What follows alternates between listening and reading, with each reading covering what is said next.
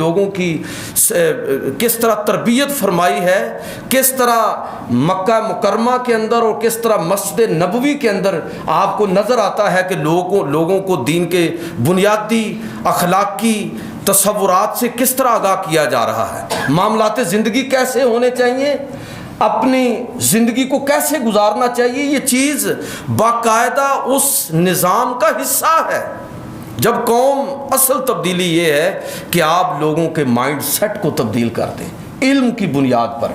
हज़रत उमर रज़ी अल्लाह तआला अन्हु का बड़ा कारनामा, और हर दौर में मुसलमानों का दौर रूज आप पढ़िए, उसमें सबसे बुनियादी चीज़ इल्म की दुनिया में मुसलमानों की बरतरी है। जितनी देर वो बरतरी बरकरार रही उतनी देर मुसलमान भी कामयाब रहे।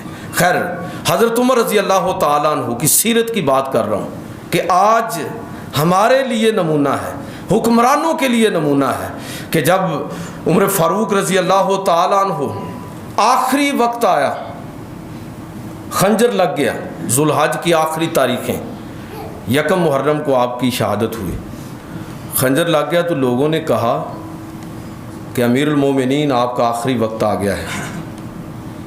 समझ आ गई सारी बात की। तो अपने बाद अब्दुल्ला इब्ने उमर को खलीफे के तौर पर नामज़द कर दें।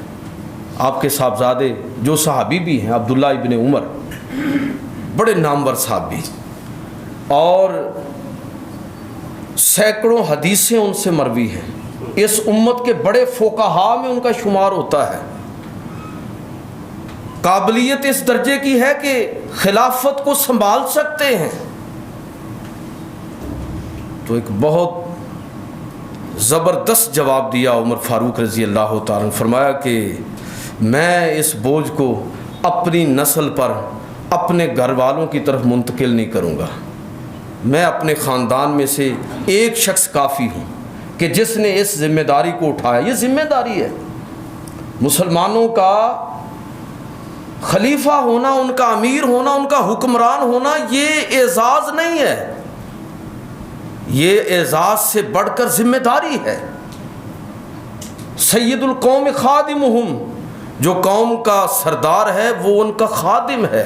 और हज़रत उमर रज़ी अल्लाह तआला को देखें कि किस तरह लोग देख रहे हैं कि बैतुल माल के ऊँटों की तेल के साथ मालिश कर रहे हैं, तो किसी ने कहा कि अमीरुल मोमिनीन ये काम किसी ग़ुलाम को दे देते, आप जैसे आदमी के ये शायान शान नहीं है कि आप ये काम करें।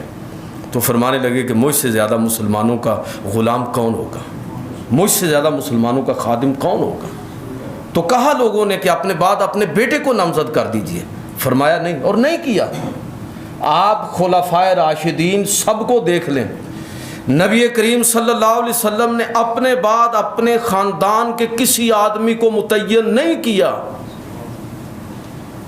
हज़रत अब्बास मौजूद हैं, अलीउल मुर्तज़ा मौजूद हैं, नहीं मुतय्यन किया। हज़रत अबू बकर सिद्दीक़ रज़ी अल्लाह तआला ने अपने बाद अपने बेटे मौजूद हैं, किसी को मुतय्यन नहीं किया। उमर फ़ारूक रज़ी अल्लाह तआला की आल औलाद मौजूद है, नहीं मुतय्यन किया अपने बाद किसी को। और अलीउल मुर्तज़ा रज़ी अल्लाह तआला को जब खंजर लगा और उनसे भी लोगों ने कहा कि अपने बाद किसी को बना दीजिए, फरमाया नहीं, लोग अपनी मर्ज़ी से जिसको चाहेंगे अपना खलीफा बनाएंगे। उन्होंने भी नहीं किया। लोगों ने अपनी मर्ज़ी से इमाम हसन को, जो उनकी खिलाफत का 5-6 माह का दौरानिया, अपनी मर्ज़ी से खलीफा बनाया। बहुत बड़ा सबक है खुलाफाए राशिदीन की ज़िंदगी में।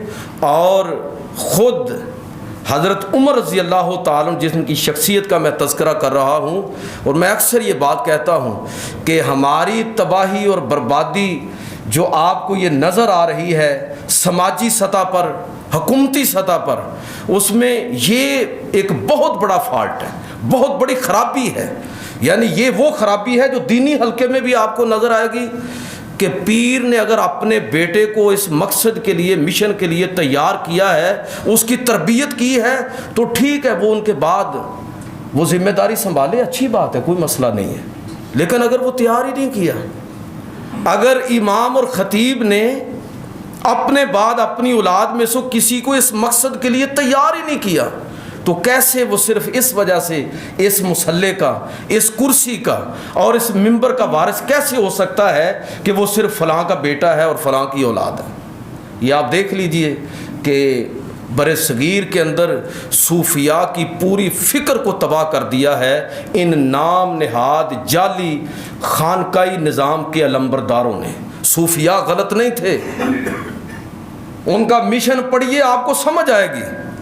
और मैं आपको बड़े नाम ऐसे बता सकता हूँ कि बुजुर्गान दीन ने कोई अपने बाद अपनी औलाद में से किसी को मुतय्यन नहीं किया। जो उनके मुरीदीन में से जो लोग अहल थे उनको जिम्मेदारियां दी हैं, उनको खिलाफत दी है, उनको मुतवज्जे किया है कि अब दीन का काम तुम्हारे हवाले है। ये भाई मिशन है, ये कोई कारोबार है। तो लोगों ने किस अंदाज में इसको कारोबार बनाया और हम इस कारोबार को प्रमोट कर रहे हैं, मैं और आप। मैं बहसीयत मौलवी स्टेज पर खड़े होकर अल्लाह और अल्लाह के रसूल के कसीदे पढ़ने की बजाय जब पीर साहब के फ़ज़ाइल पढ़ूंगा, कसीदे पढ़ूंगा और मौलवी साहब के कसीदे और उनको पता नहीं क्या बना के रख दूंगा,